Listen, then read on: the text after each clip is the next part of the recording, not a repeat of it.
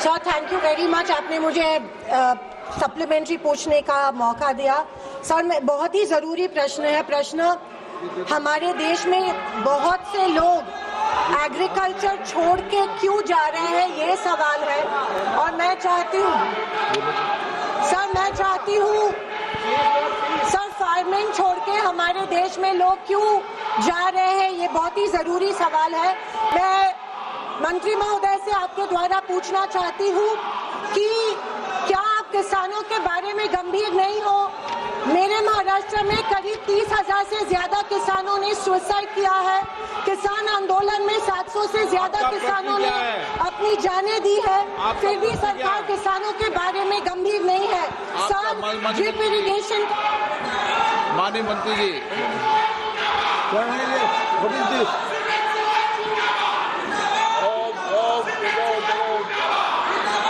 माननीय अध्यक्ष महोदय, आज भी हमारे देश में खेती पर 50% से ज्यादा आबादी निर्भर है और खेती को लाभ का धंधा बनाने के लिए एक नहीं अनेकों उपाय सरकार कर रही है। एक बात मैं पूरी गंभीरता के साथ कहना चाहता हूं माननीय अध्यक्ष महोदय, हमारी खेती पर वैसे ही बड़ी जनसंख्या निर्भर है और जो निर्भर जनसंख्या है वो फायदे की खेती करे।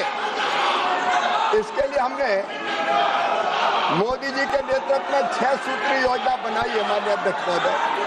एक, उत्पादन बढ़ाना, दूसरे, उत्पादन की लागत घटाना, तीसरे, उत्पादन के ठीक दाम देना, चौथा, नुकसान हो जाए तो उसकी भरपाई करना, पांचवा, कृषि का विविधीकरण और छठवां, जैविक और प्राकृतिक खेती। और मुझे बताते हुए खुशी माननीय अध्यक्ष महोदय कि पिछले 6 साल में किसानों की आय लगभग 60% मोदी जी के नेतृत्व में बढ़ाने का काम हुआ है। 60%।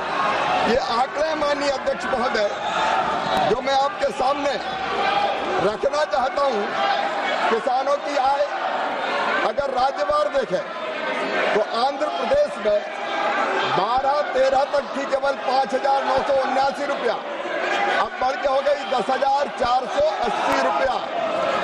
अरुणाचल प्रदेश में 10,869 थी, बढ़ के हो गए 19,225 रुपया। आसाम में 6,695 रुपया से बढ़ के हो गई 10,675 रुपया। बिहार में 3,558 से बढ़ के हो गई 7,542। छत्तीसगढ़ में 5,177 से बढ़ के हो गई 9,677। गुजरात में 7,929 से 12,231। हरियाणा में 14,434 से 22,841। हिमाचल में 8,777 से 12,153। और इस तरह अगर अखिल भारतीय स्तर पर अगर देखा जाए माननीय अध्यक्ष महोदय, पश्चिम बंगाल में भी 3,890 से 6,742, कुल मिला के 6,426 रुपए से बढ़ के ये हो गई है 10,218 रुपया। 59% से ज्यादा आय बढ़ी है और आय बढ़ाने के उपाय लगातार सरकार आगे भी करती रहेगी। हाँ, इतना जरूर है माननीय अध्यक्ष महोदय कि कृषि से जनसंख्या का बोझ घटे और कृषि कार्य के अलावा बाकी कार्यों में भी अगर एक किसान के 3 बेटे हैं तो 2 खेती करे, एक किसी दूसरे काम में जाए। ये प्रयास करना आवश्यक है, उस दिशा में भी सरकार कदम उठाएगी। ये सदस्यगण, मैं प्रश्नकाल में सभी मान्य सदस्यों को और सभी दल के मान्य सदस्यों को पर्याप्त समय, पर्याप्त अवसर देता हूं, लेकिन प्रश्नकाल के अंदर अपने अपने राज्यों के राजनीतिक एजेंडों पर बात करना, प्रश्नकाल में राज्यों की राजनीति करना और अपने एजेंडों के आधार पर प्रश्नों के सवाल पूछकर व्यवधान पैदा करना ये सदन के लिए उचित नहीं है। प्रश्नकाल आप सवाल पूछ सकते हैं, मंत्री जी की जवाब देते कर सकते हैं, लेकिन प्रश्नकाल के अंदर अपने राज्यों को एजेंडों को, राजनीतिक एजेंडों को सवाल पूछना, राजनीतिक एजेंडों को लाना, ये सदन की मर्यादाओं के अनुरूप नहीं है। मैं पुनः आग्रह करना चाहता हूं, ये सदन प्रश्नकाल हो चाहे डिबेट हो, सहमति असहमति का है।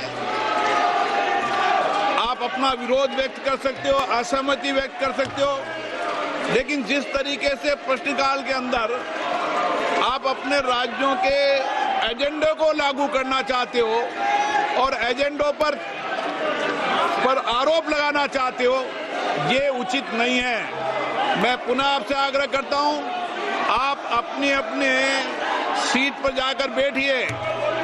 मैंने सभी को पर्याप्त समय, पर्याप्त अवसर दिया। आप फिर आग्रह कर रहा हूं, अपनी सीट पर जाके बैठिए। सदन की कार्रवाई, आप प्रश्नकाल नहीं चलाना चाहते, आप सदन में नियोजित तरीके से व्यवधान, गतिरोध पैदा करना चाहते हैं, ये उचित नहीं है। सदन की कार्रवाई आज 12 बजे तक के लिए स्थगित की जाती है।